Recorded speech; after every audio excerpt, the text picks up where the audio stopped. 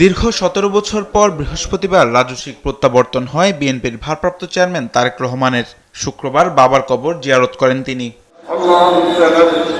তারেক রহমানের শ্রদ্ধা জানানোর আগেই জিয়া উদ্যানে উপস্থিত হন দলের স্থায়ী কমিটির সদস্যরা। এ সময় মহাসচিব মির্জা ফখরুল ইসলাম আলমগীর বলেন, তারেক রহমানের দেশে ফেরা বাংলাদেশের রাজনীতিতে ইতিবাচক পরিবর্তনের বার্তা নিয়ে এসেছে। প্রত্যাবর্তন কেবল একটি রাজনৈতিক ঘটনা নয়, বরং এটি বাংলাদেশের ইতিহাসে এক নতুন অধ্যায়ের সূচনা। আকিজ নিয়ে এলো বিশ্বমানের বেবি ডায়াপার মাম্মাম, কটনে সফট ম্যাটেরিয়াল, বাবুকে দেবে rash free super comfort.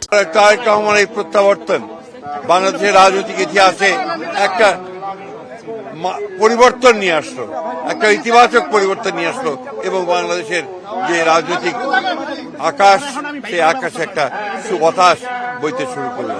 Mirza Fakhrul দৃঢ় প্রত্যয় ব্যক্ত করে বলেন, জনগণের কল্যাণে তারেক রহমান যে সুদূর প্রসারী পরিকল্পনা নিয়ে এসেছেন তা তিনি অক্ষরে অক্ষরে বাস্তবায়ন করবেন।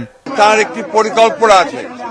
তিনি মার্টিন লুথার কিং এর মতে বলেছেন যে আই হ্যাভ এ প্ল্যান। জনগণের উন্নয়নের জন্য, বাংলাদেশকে একটা সুদৃঢ় অবস্থানে নেওয়ার জন্য, একটি সুখী সমৃদ্ধ বাংলাদেশ নির্মাণ করার জন্য তিনি একটা পরিকল্পনা নিয়ে এসেছেন।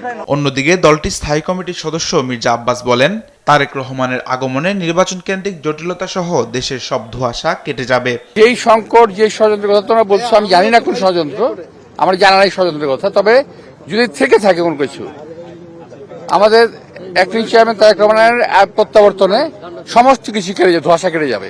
জিয়াউর রহমান দেশে যে বহুদলীয় গণতন্ত্রের ভিত্তি স্থাপন করেছিলেন, বিএনপির ভারপ্রাপ্ত চেয়ারম্যান তারেক রহমানের নেতৃত্বে সেই গণতন্ত্র পূর্ণতা লাভ করবে বলে আশা প্রকাশ করেন বিএনপি নেতারা। তামিম মাহবুব, দেশ টিভি, ঢাকা।